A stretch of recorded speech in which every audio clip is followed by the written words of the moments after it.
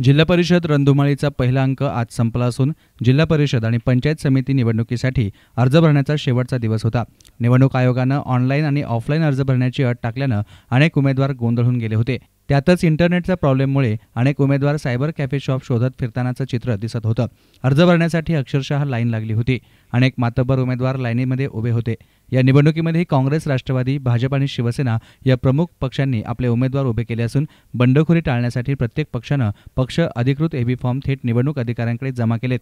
नगर जिल्ह्यामध्ये या मिनी विधानसभेचे चित्र कसे असेल याचा आढावा घेतलाय आमचे प्रतिनिधी सुशील थोरात यांनी।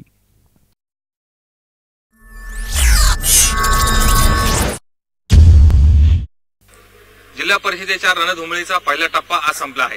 अर्ज भरण्याची मुदत आज संपली असल्यामुळे सर्वच पक्षाच्या इच्छुकांनी आज आपले उमेदवारी अर्ज दाखल केले आहेत। मात्र नगर जिल्ह्यात अजूनही युती किंवा आघाडीमध्ये एक समन्वय न झाल्यामुळे आता सध्या तरी चित्र असं आहे की प्रत्येक जण आपापल्या परीने वेगवेगळे लढण्याचा प्रयत्न करत आहेत। सध्याच्या नगर जिल्हा परिषदेवर राष्ट्रवादी काँग्रेस आणि काँग्रेसची सत्ता होती। मात्र यावर्षी जिल्हा परिषदेवर भाजपची सत्ता आणण्यासाठी भाजप मोठ्या प्रयत्नात आहेत। त्यानंतर शिवसेनाही मोठ्या प्रयत्नात या मैदानात उतरलेली दिसते।